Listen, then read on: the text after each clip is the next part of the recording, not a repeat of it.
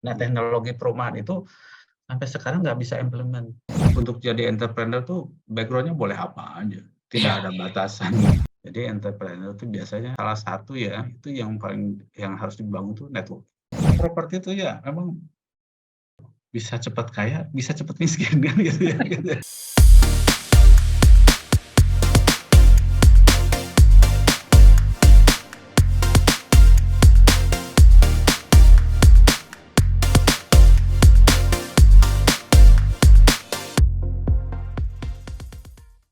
Pembicara kita kali ini, Budi Cahyana, lahir di Cirebon pada tanggal 1 Agustus 1973 dan berprofesi sebagai seorang wirausaha di bidang properti. Beliau memiliki latar belakang pendidikan yang cukup beragam. S1 jurusan Statistika di FMIPA Unpad, S2 program Pascasarjana Manajemen Komunikasi di FISIP UI, S3 program studi Doktor Manajemen Bisnis di FEB Unpad. Selain pendidikan, beliau juga mengikuti berbagai pelatihan, workshop, dan conference, seperti Television Journalism Training, pelatihan investasi pasar modal, marketing conference, Certified Property Analyst atau CPA, The Global Arts Fund Research Conference on Management and Business Studies 2018, dan masih banyak lagi. Dari latar belakang pendidikan yang cukup beragam, tak heran jika pengalaman kerja Kang Budi pun turut beragam mulai dari bisnis consulting, media televisi, Metro TV dan media cetak, advertising and PR, dosen, cafe and resto, properti, perkebunan, dan masih banyak lagi. Pengalaman organisasi Kang Budi pun cukup lengkap, yaitu pernah menjabat sebagai Ketua Panitia Reuni Akbar dan Mubes 9 IKA Unpad pada tahun 2016, Wasekjen Ikatan Alumni Universitas Padjadjaran atau IKA Unpad pada tahun 2012 sampai 2016, dan masih banyak lagi. Dan saat ini beliau menjabat sebagai Direktur Utama PT Galura Pakuan dan Direktur Keuangan PT Wirabudi Wanakarta. Kita ikuti podcast Cinta MIPA kali ini dengan judul Menangkap Probabilitas Bisnis Properti. Bismillahirrahmanirrahim. Assalamualaikum warahmatullahi wabarakatuh. Selamat datang di program podcast Cinta MIPA, cerita interaktif alumni MIPA Unpad. Acara ini diselenggarakan oleh Ikatan Alumni FMIPA Unpad, akan menampilkan figur alumni kita yang memiliki beragam latar belakang profesi, dengan tujuan untuk membuka wawasan kita semua, baik alumni, mahasiswa, dan masyarakat umum, tentang possibility keperjalanan karir dari seseorang yang pernah berkuliah di MIPA Unpad. Dari acara ini kita harapkan untuk mendapatkan pencerahan yang lebih mendalam terhadap bidang ilmu yang ditekuni, peluang dan tantangan di pasar dunia kerja maupun dunia usaha, ataupun peluang-peluang di dunia akademis lainnya. Sebuah kehormatan mendapatkan kepercayaan untuk memandu acara ini. Nama saya Isnandar, alumni MIPA Unpad Angkatan 96. Ini edisi keempat, ini menampilkan ketua IKA MIPA Unpad. Jadi judul kali ini karena beliau terakhir ya, karena kalau dari CV panjang, terakhir itu berbisnis di dunia properti. Jadi judulnya menangkap probabilitas bisnis properti dengan Kang Budi Cahyana. Ya Kang ya. Ya Kang, betul. Ini posisi beliau di IKA ya adalah ketua IKA MIPA. Kang Bucah, kalau buat saya pengantar pribadi dulu, saya Kang Bucah, saya panggil Kang Bucah, banyak disebut Kang Budi, saya panggil Kang Bucah. Iya, nggak apa-apa. Pengaruh yang sangat berpengaruh karena waktu aku pertama di kuliah tingkat 1 itu ketemu Kang Budi itu beliau udah ketua Senat. Oh iya? Iya, tahu-tahu dekat ke gue, Ndar kamu mau nggak aktif di Senat? Itu saya ingat banget tuh perkataan. Mungkin Kang Budinya lupa. Mau nggak kamu aktif? Karena saya nggak pernah mau aktif dari SMA. Tapi itu akhirnya merubah ya. Akhirnya juga saya aktif. Kang Budi, sebelum kita masuk ke properti, karena ini figur alumni, harapannya kan juga dilihat oleh adik-adik nanti ya. Tujuannya kan biar tahu gambaran perjalanan dunia pekerjaan, bisnis. Kemudian mungkin cerita dulu deh, setelah tamat atau sebelum tamat, kan sempat di media, sempat di mana-mana gitu loh, sampai berlabuh ke dunia properti gitu Kang Budi. Mau nggak? Iya. Baik, Kang Nandar juga teman-teman sekalian. Kan, eee, lulus itu akhir 97, awal 98 lah, awal 98. Nah kemudian, kita tahu 98 itu, eee, sebetulnya dari 97 tuh udah situasi Panas ya. negara tuh udah hangat lah ya, udah hangat. Kemudian 98 mulai panas. Jadi pas saya wisuda Februari 98, akhir Februari, itu memang suasana sudah hangat, politik udah hangat. Nah, Februari itu, kemudian Maret saya ditawarin ke Jakarta waktu itu sama, Maret senior. 97, apa 98? 97 dong ya? 98, 98. 98 lagi 98 ya. panas-panasnya tuh situasi. Iya. Saya ditawarin untuk menjadi analis statistik. Kebetulan ada beberapa teman senior tuh buka konsultan statistik di Jakarta. Tapi tidak ada anak statistiknya waktu itu. Nah kemudian saya ke Jakarta sambil mulai tuh kan biasa ya kalau dulu kita ngelamar gitu ya, ngelamar kerja, kita lihat teman-teman. Wah, saya tuh udah ngelamar hampir berapa ya, kurang lebih 15 lah, 15 perusahaan gitu ya. Dulu kan masih pakai mail ya, pakai surat gitu ya. Pakai surat ya. Terus kadang kadang masih harus tulis tangan gitu kan. Iya, iya. Gitu, aduh pegal banget gitu ya.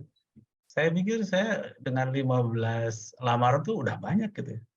Begitu tanya ke teman, wih ada yang sampai 60, ada Dan yang itu sampai biaya 80. semua ya, biaya perangko ya. Iya, biaya kertas, biaya amplop, biaya perangko, macam-macam kayak gitu.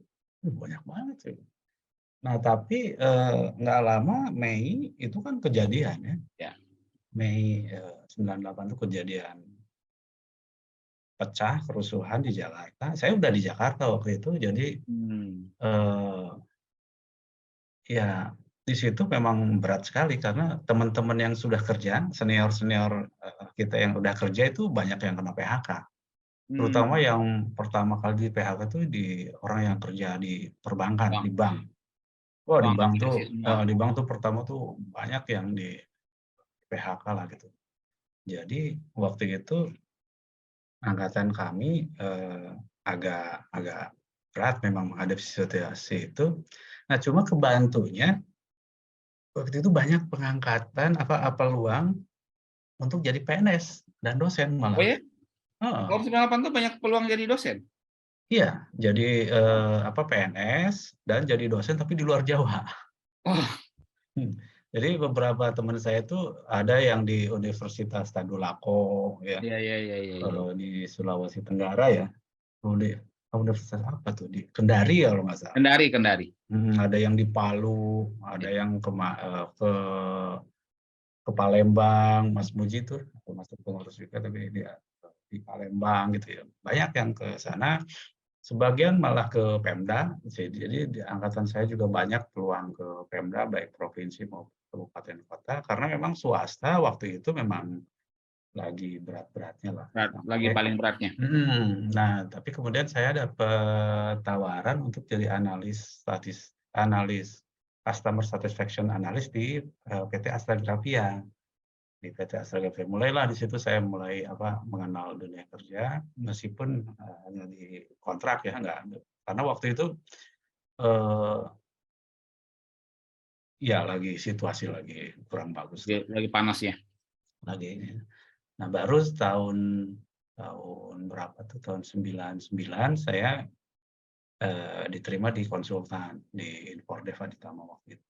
Di konsultan, kemudian tahun 2001 awal, nah saya masuk media Metro TV. Metro TV. Di Metro TV, kemudian hampir sampai 2005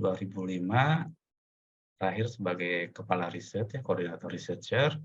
Kemudian waktu itu memang saya udah punya keinginan ingin bisnis gitu ya. Oh jadi waktu di Metro, Kang Buca udah mikir mau bisnis sendiri ya? Iya, sudah punya plan lah gitu, sudah punya plan pengen bisnis. Jadi begitu 2005 itu saya berhenti, saya selain kuliah S2 di UI, kemudian saya juga mulai, bikin usaha, PH ya, production Oh, house operation house waktu dulu itu. ya? Iya, Iya, production house dulu. iya, iya, iya.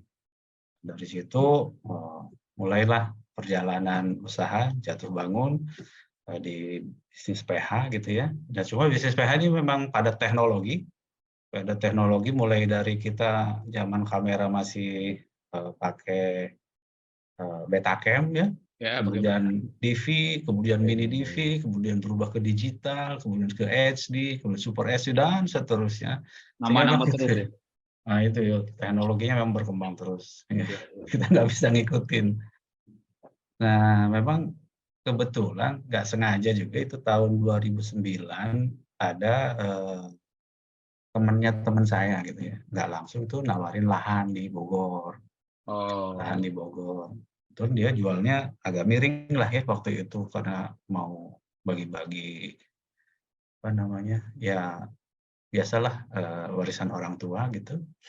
Kemudian akhirnya saya dengan beberapa teman bekerja sama bikin perusahaan, eee, properti untuk beli lahan itu.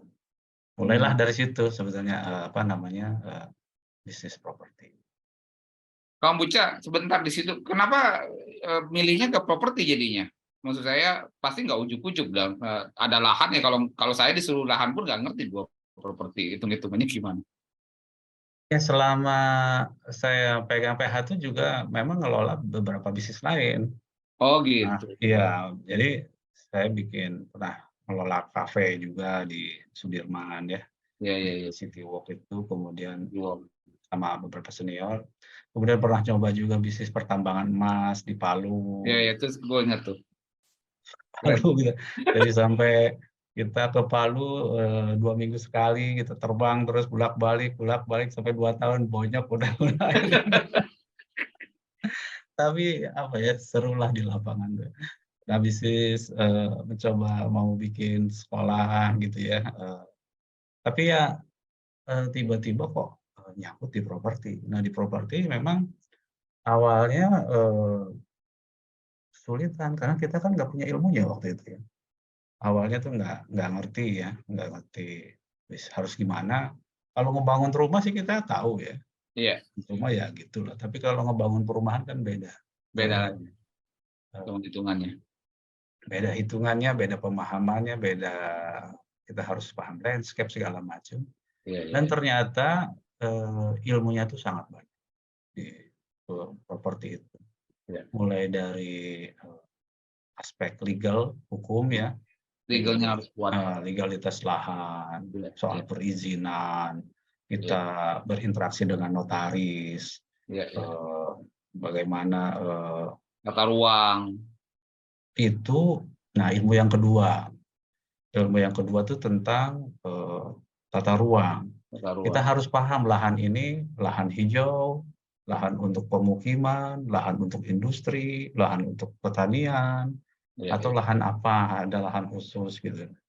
Nah kita kalau nggak paham tentang tata ruang dan lahan, kita asal beli tanah aja itu bisa kejebak gitu, gitu Iya. biasa. Kemudian ilmu tentang pemasaran ya, pemasaran properti. Pemasaran properti itu ternyata agak beda itu. Agak beda dengan industri lain karena pemasarannya ke dua arah. Iya. Ada ke, konsumen, Ada ada konsumen juga.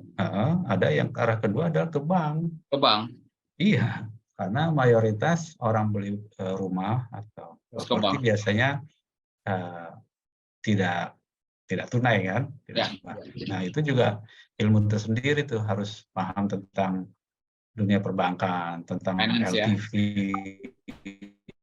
tentang yang ya itu yang keberapa tuh, ketiga. Yang keempat, kita belajar juga tentang, public policy, kebijakan pemerintah. Misalkan tentang dulu tuh ada kebijakan namanya loan to value. Ya, loan to value. Loan to value itu, besaran, kredit yang diberikan terhadap nilai dari sebuah properti. Tapi secara sederhananya sih nanti di dalam implementasinya sih tentang uang muka. Apakah kalau loan to value-nya gitu. 90% berarti Ya, uang mukanya 10% gitu kan. ya, ya, Kalau ya. LTV-nya 80% berarti uang mukanya 20%. Ya, ya. Itu pemerintah tuh selalu berubah-ubah tergantung Betul, kondisi ekonomi. Kalau ekonomi lagi bagus, dia ketatin gitu kan. Ya. Kalau misalkan untuk mensupport industri properti, dia kurangin gitu. Gitu. Tapi ya dia dengan berbagai macam lah instrumen. Jadi kita juga harus belajar tentang public policy atau tentang kebijakan pemerintah. Itu yang keberapa tuh? Keempat ya. 4. Nah, yang kelima, ini yang paling penting juga, belajar tentang kayak arsitek tuh ya. Kita belajar memahami tidak hanya bangunan ya, tapi juga bagaimana kita bikin site plan. Site plan. Ya. Project manajemennya lah ya. Kalau site plan itu kita misalkan proporsi antara lahan yang dibangun dengan lahan untuk fasilitas umum sama fasilitas sosial, fasos gitu ya. Proporsinya gimana, terus bagaimana mengoptimalkan lahan yang untuk bisa kita bangun gitu. Nah, itu belajar gitu. Biasanya orang arsitek tuh memang kalau yang Biasanya gitu. arsitek. Biasanya arsitek. Nah, yang berikutnya, ini ilmu tekniknya nih. Misalkan teknik sipil nih biasanya. Ya. Kita punya lahan tuh lahannya kayak apa? Ya. Misalkan lahannya miring misalkan. Atau rata, atau lahannya bekas sawah, atau lahannya bekas kebun, atau lahannya bekas apalagi ada juga bekas kolam kadang gitu ya. Kalau pemancingan. Oh ya? Yang di Bogor tuh saya sebagian bekas kolam pemancingan. Ya, kamu diambil udah diuruk. Ya diuruk. Ya berarti kan kalau belum diuruk kan ketahuan ya. Kalau udah diuruk kan nggak ketahuan kan. Nggak kuat kan. Struktur di bawahnya nggak kuat. Nggak itu kuat. Kan harus paham gitu. Itu kan teknik sipil yang ilmunya tuh yang gitu. Tapi ya belajar meskipun saya belajar cuma kulit-kulitnya aja gitu ya, nggak sampai mendalam, tapi paling tidak basicnya harus tahu. Banyak sih ilmunya, belum lagi nanti misalkan ilmu komunikasi ya, komunikasinya. Gitu ya. Baik ke pekerja, market, otoritas, betul ya? Wah gitulah, kurang lebih gitu. Tapi senang sih jadi banyak ilmu. Iya, sebentar ya, saya ambil kesimpulan dulu karena nanti kan banyak yang adik-adik yang rekamannya dilihat ya Kang Buca ya. Buat adik-adik yang mahasiswa kan tujuannya kan kita bikin ini buat adik-adik mahasiswa pola karirnya ya. Kalau Anda amatin yang disampaikan Kang Budi barusan saja, berapa menit nih, belum 10 menit, itulah aroma scope area yang harus dipikirkan oleh pengusaha. Jadi, ya beda kalau yang merintis karir sebagai spesialis gitu ya, itu beda. Mungkin dia akan bercerita tentang bagaimana susahnya mendapatkan finance-nya doang gitu terhadap sebuah developer, betul nggak? Kalau dia adalah orang finance, atau kalau dia orang pemasaran bagaimana memasarkan. Tapi kalau dunia pengusahanya, atau owner dari usaha itu, Anda boleh lihat itu. Pekerjaannya pontang-panting itu memang CEO ya, Kang Budi ya. Chief of everything gitu. Karena itu harus mengerti semua dulu. Ini yang menarik karena buat teman-teman, buat adik-adik di bawah gitu. Ya tapi sebenarnya tidak harus mengerti semua. Tidak harus mengerti semua. Sambil jalan bisa. Sambil jalan, tapi bahasa premannya ngerti nggak, Bo? Ya nggak usah ngerti semua, tapi lu jangan kibulin gua deh. Gitu. Iya. Ya, minimal. Ya maksudnya gini, kalau bicara MIPA itu, kalau saya ya membahasakannya Kang Bucaya, minimal kalau masih dalam himpunan yang aku bayangkan, aku terima, betul ya nggak? Jadi keluar skop yang gue bayangin nih, ini harusnya margin estim kirinya segini, estim kanannya segini, ya oke saja. Tapi ya jangan pura-pura saya nggak tahu kalau ini udah keluar dari prediksi daerahnya. Ya enggak, itu pola pikir yang biasanya teman-teman pengusaha ambil. Tidak mungkin mereka menguasai semua karena itu melawan kehendak alam ya. Tapi mau tak mau harus paham semua. gitu. Ya Kang Uca ya? Saya perhatikan tuh ada 2 kategori Kang Nandar ya. Ada memang orang yang memang kecenderungannya dia spesialis. Dia Spesialis. ahli ya, ahli ahli atau spesialis di bidang tertentu. Ya. Ada memang orang yang generalis seperti saya.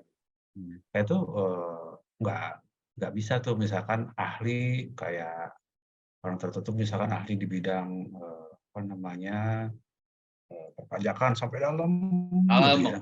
Lalu ahli di bidang marketing gitu sampai dalam gitu ya. Nah, memang tipologinya ini beberapa teori tentang entrepreneurship gitu ya. Ya. Salah satu ciri entrepreneur itu biasanya dia orangnya orang makro gitu. Orang Jadi makro. dia jadi Mau tak mau. paham sedikit-sedikit, tapi dia bisa membaca secara keseluruhan. Ya. Tapi buat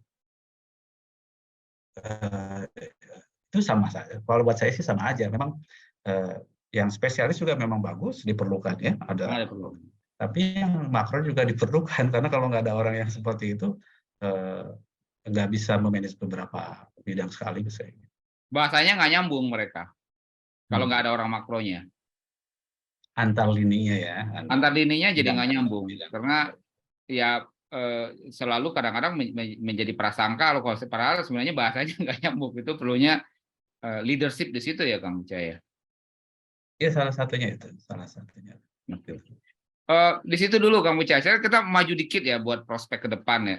Itu kan kita masuk selesai di chapter itu bagaimana Kang Uca berliku-liku gitu ya. Berliku banget nggak juga, tapi karena saya baru tahu kalau ternyata ketika kerja di sekelas Metro TV pun udah punya keinginan untuk bikin usaha sendiri gitu kan.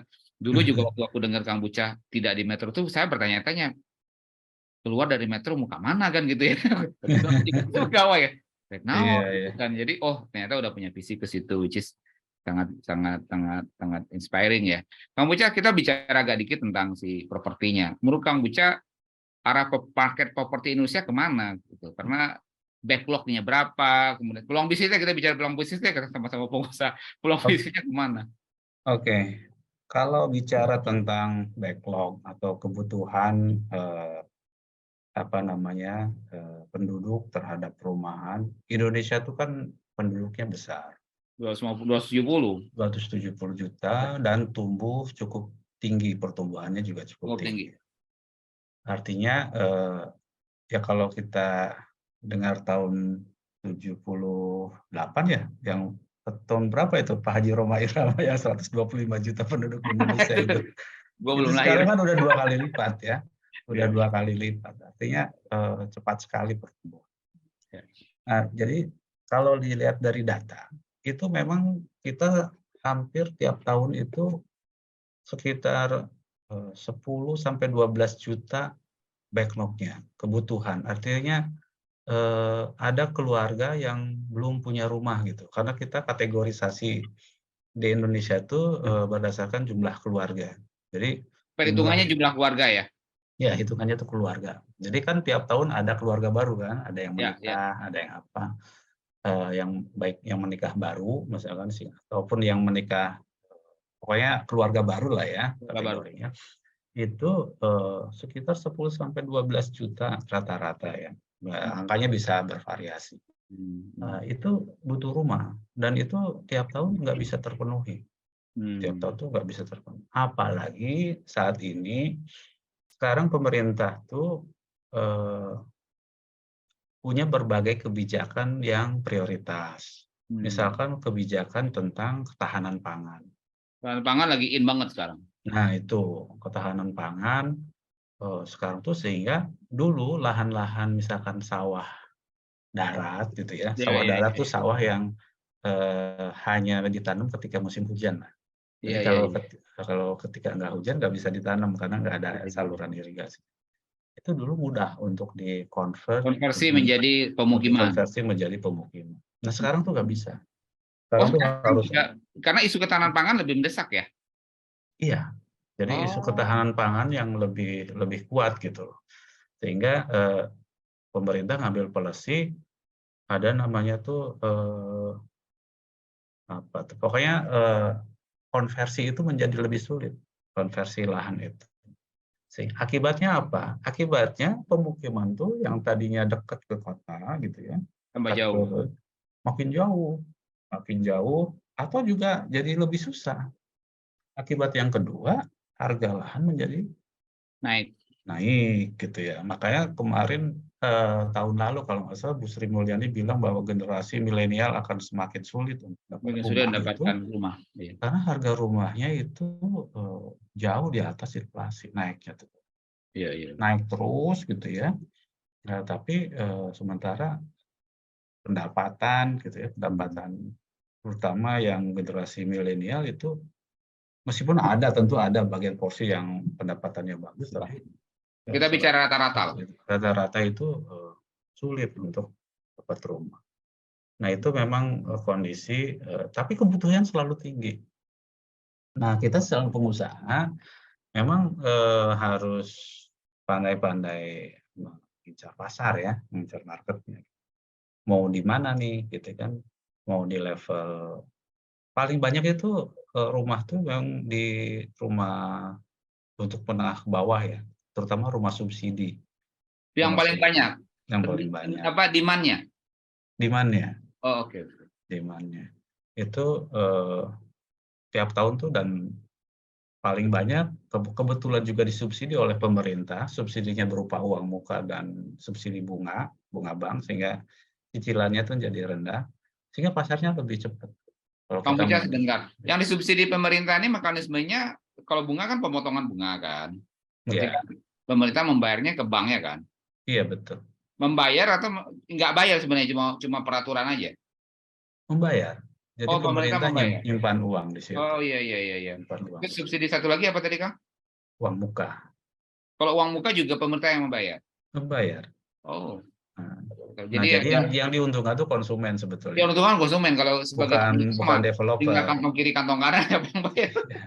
Nah, cuma developer keuntungannya ada karena konsumen itu satu uang mukanya rendah, bunganya Itu rendah, mereka sehingga lebih cepat deal lebih kan. cepat gitu. Iya, iya. Itu aja sih sebetulnya. Itu aja sebenarnya, kalau bagi pengusaha mah secara harga sama Aja. Nah, kebetulan saya sih malah justru concern-nya di non subsidi. Sejak Kang awal Puja saya ngambil yang subsidi. di non subsidi. Jadi waktu awal buka perumahan di Bogor itu ya kita non subsidi. Nah, kebetulan waktu itu alhamdulillahnya tuh kita dapat momentum. Nah, kadang-kadang properti juga perlu momentum. Perlu nih, momentum. Momentum. Waktu tahun 2012 sampai 2013 akhir lah, itu kan lagi booming-boomingnya kan. Properti itu 2012, lagi iya, ekonomi lagi bagus. Lagi bagus itu ya. Dan properti booming sekali. Properti booming itu. Itu alhamdulillah itu cepat. Harga rumah zaman itu sekitar 500-an ya, 550 juta itu nggak tahu cepat sekali gitu momentum.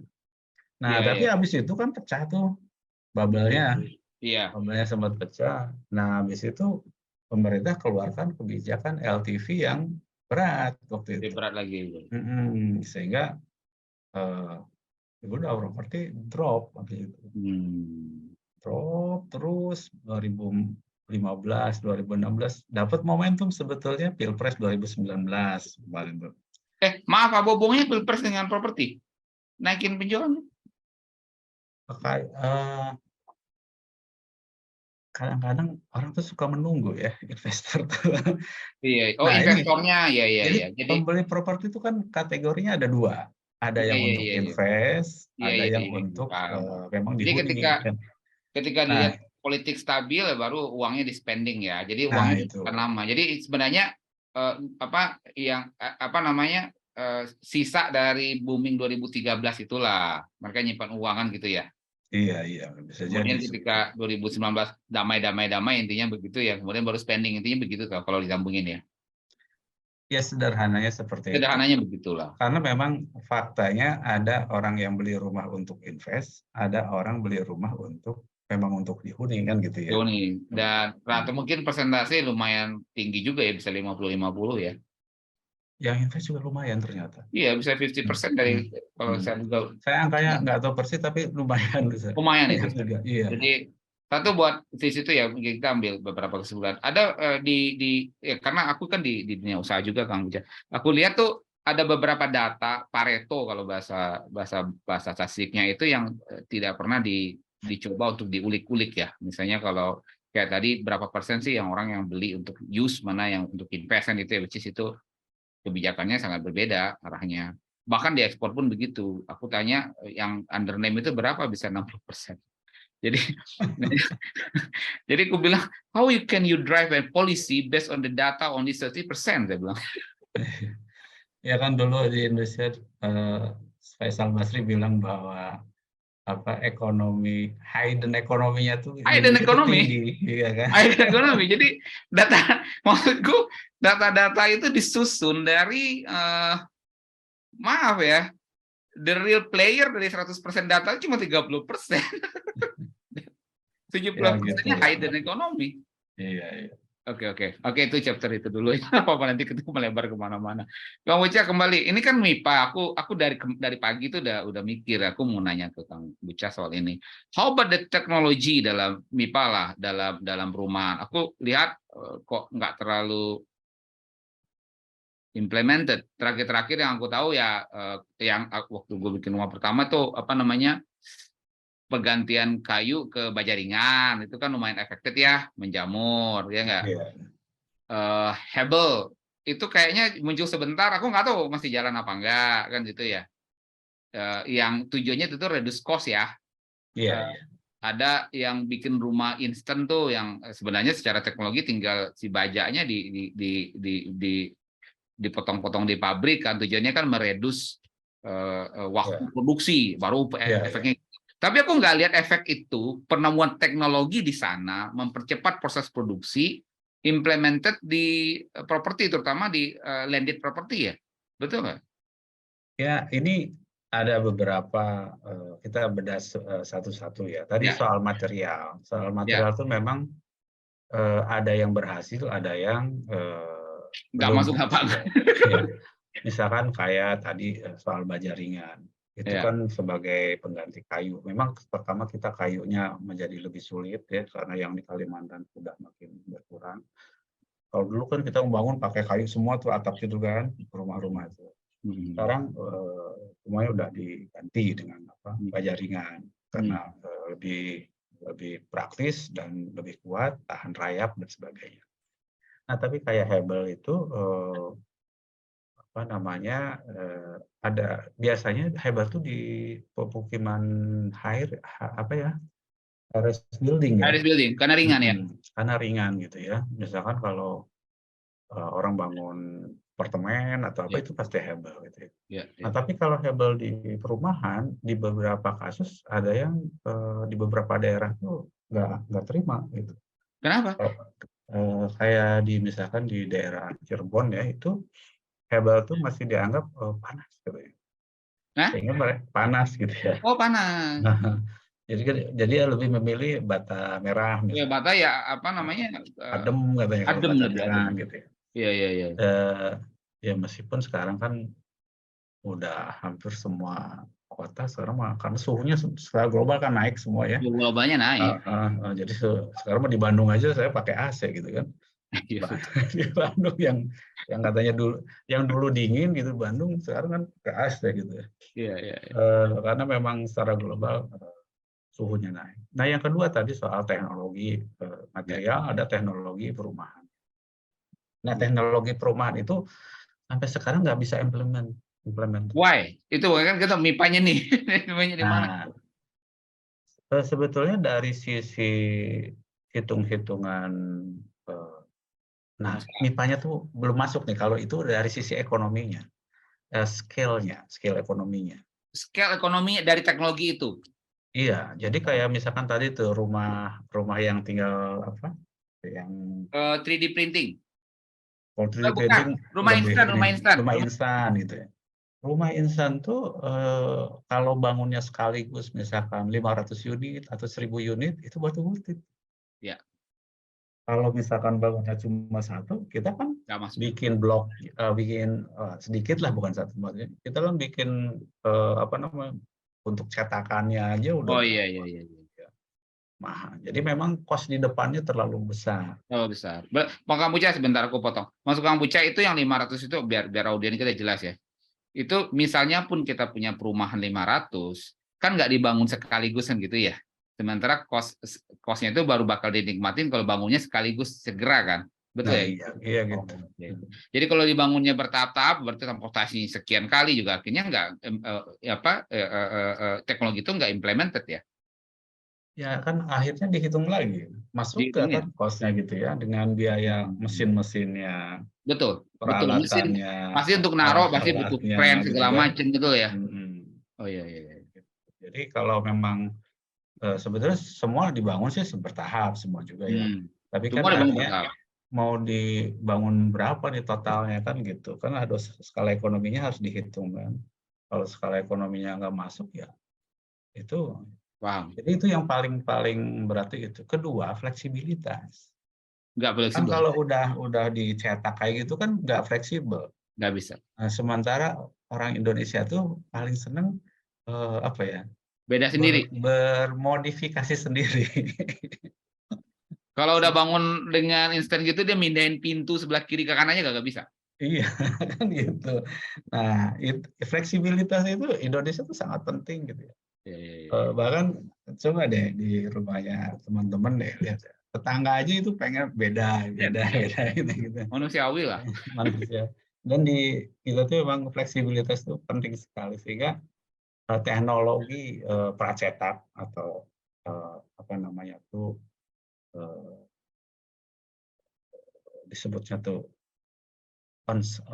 off-site construction kalau Off-site construction. itu biasa nggak berhasil. Tapi nggak hanya di kita sebetulnya. Ternyata di negara-negara Eropa pun nggak berhasil tuh. Nggak bisa. Meskipun secara hitungan bagus. Makanya kalau di Jerman mereka tuh bikin platform. Jadi satu konsep perumahan yang meskipun dia memadukan antara tadi ya teknologi pracetak sudah ada, misal untuk pintunya udah segini, untuk ukurannya segini gitu, untuk segini. Tapi dia punya fleksibilitas. Jadi pindah-pindah ya, fleksibel ya. Bisa pindah-pindah. Itu di Jerman dikembangkan tuh platform itu. Nah di kita memang belum ya, karena konsepnya itu di kita masih satu juga mau bangunnya nggak banyak sekaligus gitu ya. Kedua memang belum ada lembaga yang riset khusus untuk platform gitu. Itu poinku ke situ. Kenapa nggak ya? Itu kan ilmu material ya, ilmu material. Seharusnya bukan sebelum ke engineering itu ilmu dasar sebenarnya. Kalau bicara umumnya bagaimana ya semen yang lebih cepat keringan gitu ya, besi yang bisa lebih bahasanya begitulah. Itu yang kayaknya kita belum mau mengembangkan itu serius gitu loh.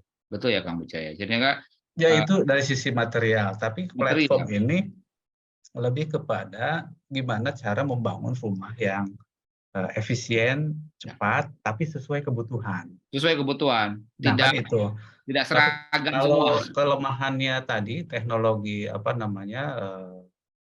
site construction atau yang cetak itu kan fleksibilitasnya hampir nggak ada lah, rendah sekali. Nah kalau kita pakai platform, jadi kayak Lego. Jadi aku baru bisa gini, bisa gitu, tapi memang nggak so fleksibel kalau bangun sendiri. Ini ya, mainan lah. Tapi paling tidak lebih fleksibel. Yeah. Kalau di sisi teknologinya itu sih sebetulnya. Nah kalau dari sisi MIPA-nya misalkan kayaknya kemana ya? Saya juga bingung kalau MIPA-nya. Tapi kalau dari sisi teknologi konstruksi ya di situ permasalahan kita tuh sampai sekarang kalau yang membangun rumah-rumah itu masih Iya. Sebentar Kang, aku mau simpulan dulu ya biar ini ini kan buat MIPA ya. Kita ada challenge di situ di ilmu material kan. Ilmu material yang ujung-ujungnya ke implementasi itu tentu menurunkan cost. Dan menurunkan cost itu ada dua, memang biaya materialnya lebih murah. Kedua kecepatan produksi. Karena kecepatan produksi tentu ujungnya. Nah, yang paling penting sebetulnya labor. Labor. Tenaga kerjanya. Labor, iya. Kecepatan produksi kan kalau turun kan harga turun, Kang. Harga jual, harga produksi turun kalau memproduksinya cepat kan. Nah ini harusnya riset ada ya ke situ dikit. Aku pernah di Filipina tuh lihat orang bikin bata tuh dari sampah, Kang, dari sampah plastik di-press sama dia. Aku juga nggak nanya dia sampai implementasi di industrinya sampai mana ya, ataukah cuma ya juga presentasi penemuan kan, betul nggak? Ya, ya, ya. Nah itu yang salah satu challenge yang Lego yang kadang Kang Buca itu betul, bagaimana tujuannya dua. Dan paling utama yang Kang Buca bilang tadi, labor cost-nya turun. Kalau labor cost turun kalau pembangunan cepat ya Kang ya, betul nggak? Ini sebetulnya kita nih menghadapi apa ya? Bukan masalah ya. Masalah tenaga kerja itu agak kompleks sedikit. Kompleks.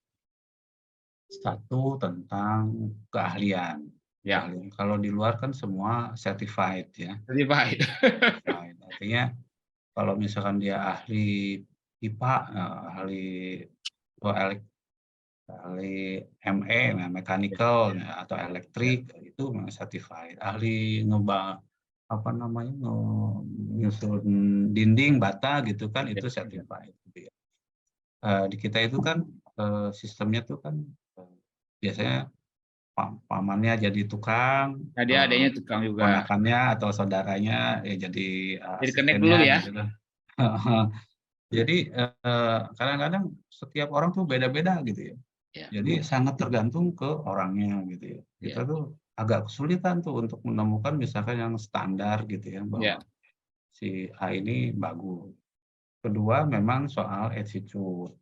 Nah ini yang attitude juga kerja ya.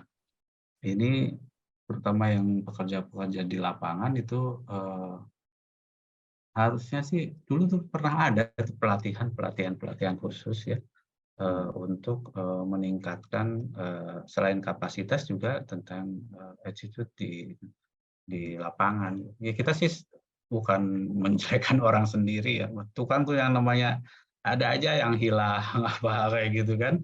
Kayak gitu itu seharusnya kan tidak terjadi ya. Nah, kalau misalkan itu bagus, sebetulnya pengusaha juga bisa naikin